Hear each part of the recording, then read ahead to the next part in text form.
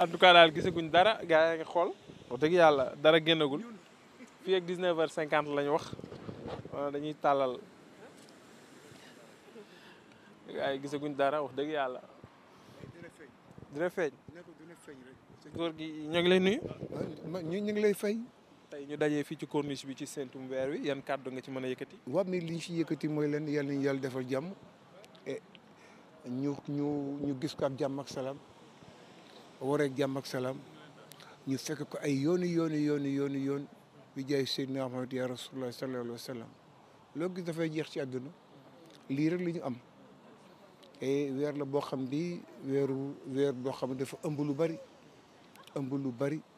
lu bari nekk ci tamit jaamu yàlla nekk ci yërmande nekk ci jéggalu nekk ci li ci nekk yëpp yàlla nañu koy defal bi jaay Seydina Muhammad ya Rasulullah sallallahu alayhi wa sallam. Mariam Kairé ñu dellu si waat incha allah xam naa dañuy far déglu.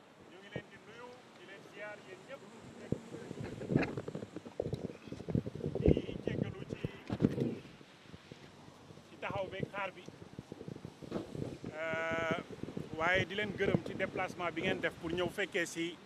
séntu bi li may wax xëy na du bëri mooy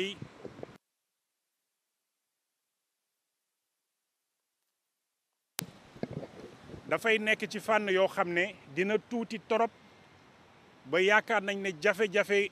ñàkk ko gis mooy gën a yomb sax ko gis ko donc loolu il faut que ñu xam ko moo tax ñëpp jàpp ci séentoondoo dafa am solo ndax weer bu sew lay doon bi mu juddoo démb ci 20h30 ba tey jii nii ñu koy taxaw di séentu heure bii nii mi ngi doog a am 23h lay am buy tëdd maanaam mooy ñaar fukki waxtu ak juróom-ñett lay doog a am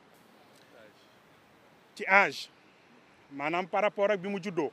boo ko nattee ñaar fukk ak ñett waaw 23 waaw ñaar fukk ak ñett 23h lay am buy tëdd loolu dafa am beneen critère bu ci am solo mooy ñaata fànn ci weer bi moo feeñ moom la jant bi di leeral pour ñu mën ko gis li ñuy soxla mooy 1% maanaam il faut que ñu am 1% pour mën ko gis pour mu yomb buy tëdd tey day nekk 0,99 loolu jege na presque 1% yi mat na waaye day gën a yokk jafe-jafe bi beneen bi yokk jafe-jafe bi mooy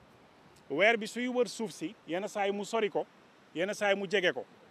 dina ko jege ba 356 000 kilomètres yenn saa yi mu sori ko ba 405 000 kilomètres tey fi ñuy wax nii dafa bokk ci moment bi mu koy gën a sori mi ngi ci à 400 000 kilomètres de ñun ñiy nekk ci suuf si donc bu tuutee boole ci weer bi sori 400 000 kilomètres day gën a jafeeti gis li des nag mooy li tax ñu def lii mooy amaana même bu dee ñu ngi jëfandikoo science ak astronomie ngéem sunna bi mooy ñu séentu ñun li ñu bëgg mooy nit ñi jël habitude génn di séentu bañ a rek sukkandiku ci ay dégg naa ak yu mel noonu yoo xam ne doo mën a vérifier xibaar bi ndax wóor naam wóorul donc tey lii ñuy def nii defoon nañ ko ci bi ñuy koor gi yàlla def sutura niñ ko xalaatee woon noonu la amee ñu jot ko fi gis asamaan si setoon na jotoon nañ ko gis tey ñu ngi fii nii ñaan yàlla asamaan si set jant bi mi ngi noonu di soow na am na ay tuuti niir waaye mën nañu am chance niir yi bañ ñu xañ ñu gis ko waaye keneen ku mu mënti doon aussi foo nekk ci Sénégal tamit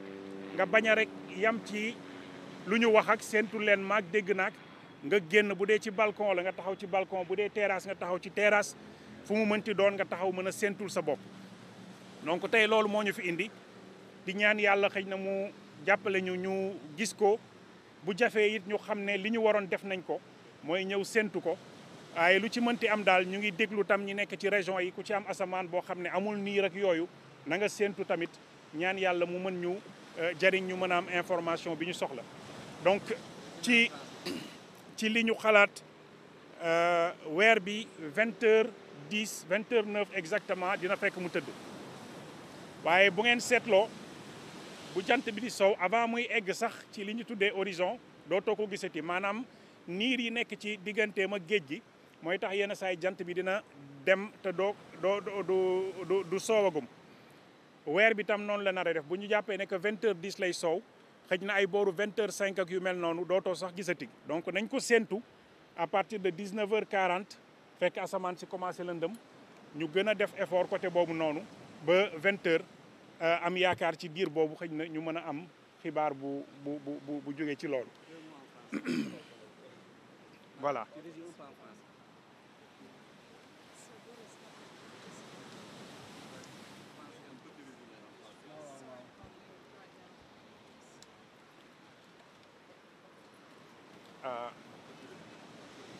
They want to do it in French, just in French quickly, and after in English. So, yeah. Alors, on est là actuellement sur la corniche de Dakar, comme on l'avait fait au début du Ramadan et comme on l'a fait aussi pour les années passées, pour essayer d'observer le croissant ce soir. Alors, c'est un croissant qui va être extrêmement petit, âgé de 23 heures exactement, depuis le moment de la conjonction qui a eu lieu hier à 20h30. Donc aujourd'hui, on observe un croissant qui est extrêmement petit, qu'on va chercher. Et nous espérons en tout cas pouvoir l'observer, mais ce sera un exercice très très difficile pour plusieurs raisons. Le croissant, il va être très fin. La surface éclairée de ce croissant sera de 0,99%. C'est presque 1%, mais on a besoin de 1% pour avoir vraiment toutes les chances. Là, on est à 0,99%. C'est très proche. Donc, on espère pouvoir arriver à trouver quelque chose. L'autre aspect, c'est que la Lune se trouve actuellement à son endroit le plus éloigné de la Terre, à 400 000 km, au lieu des 356 ou 56 000 km où elle est beaucoup plus proche. Donc, sur ces conditions, le croissant va paraître encore plus faible. Mais nous espérons toujours, en tout cas, avec cet exercice, pouvoir le chercher et le trouver. L'autre aspect, c'est que ce qui est important ici aujourd'hui, c'est de prendre cette habitude de pouvoir faire l'observation directement par les populations et avec les populations. Au-delà de l'aspect scientifique, savoir que la tradition prophétique, c'est d'observer à l'œil nu. On fait ces exercices au début du Ramadan, à la fin, pour que les gens puissent avoir l'habitude d'observer eux-mêmes et pouvoir tirer leurs propres conclusions. Qu'on ne reste plus dans les maisons à attendre qu'on nous donne une information sans être sûr que c'est une vraie ou une fausse information. Donc c'est ça également l'intérêt de ce genre d'exercice et on espère que ça pourra peut-être donner un résultat ce soir. Le soleil s'est couché, il y a quelques nuages, mais on espère en tout cas, si ce n'est pas ici, que dans d'autres zones du Sénégal où c'est dégagé, que les mêmes conditions dont on a parlé puissent leur permettre de pouvoir observer ce croissant. Donc on va chercher ça à partir de 19h40 où le soleil aura suffisamment baissé de luminosité et que le ciel sera obscurci. On pourra commencer à chercher. Le croissant se couche à 20h09. Donc on espère dans ce laps de temps, entre 19h40 et 20h09, pouvoir avoir une information. Et si on n'arrive pas à l'observer ici, on écoutera aussi par rapport aux autres zones où le ciel est peut-être de meilleure qualité. Merci. Bernard, you want to do it?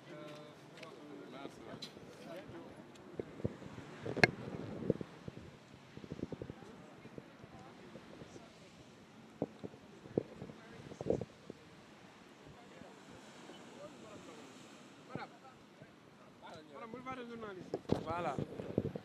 jaajëf Malang dégg nañ bu baax nga xam ne moom la gars yi wax que ne dégg ngeen borom xam-xam boobu di Marème Kairé kàddu yi nga xam ne yëkkati na ko ne weer wi judd na démb bi 20h jotee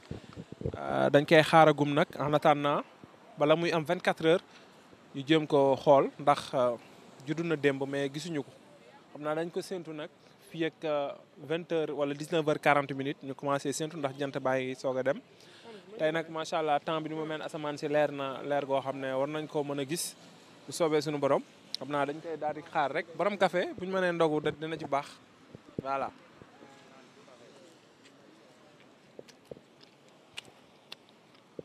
xam naa kon ni ñu ko waxee woon rek 19h li may sàq mi moo tax voix bi changé ngeen jégal ma ko damay ndogu voilà. xam naa nag ci la bokk ndax woor farata la waaye ndogu tamit farata la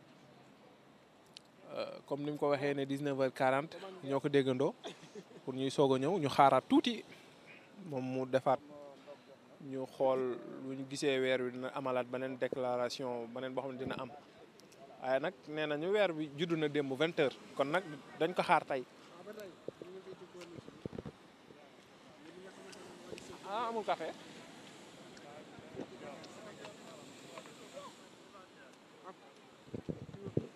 astronomie bi nga xamante ne moo di kan la astronomie bi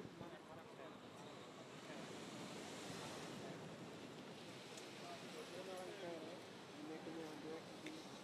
moo ko doon xeex ci wax ngeen déggal nga xam ne loolu xam nañ ñu mako ni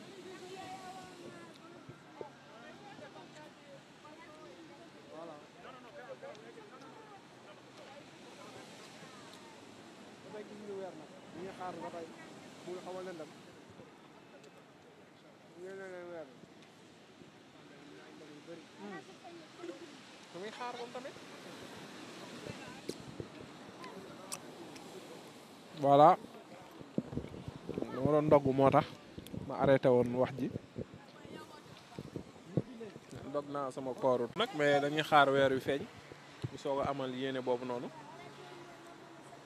ba tey niñ leen ko waxee woon ñoo ngi séntu weer wi 19h40 nag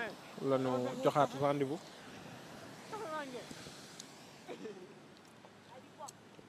bu 19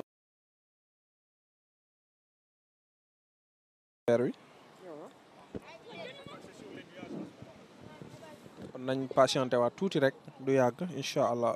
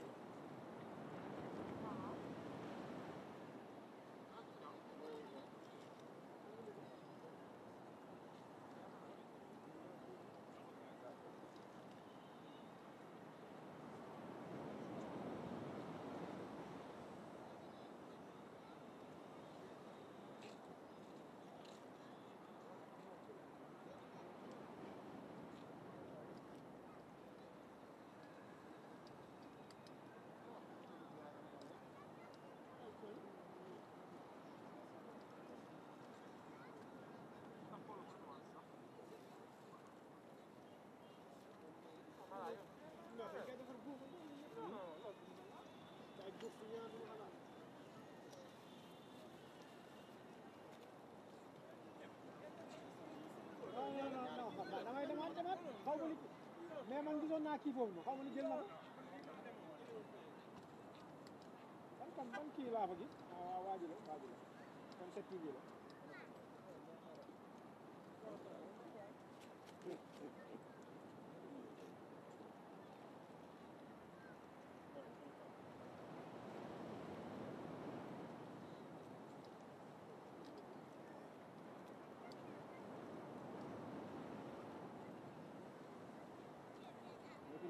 yi daanu nag ngelaw bi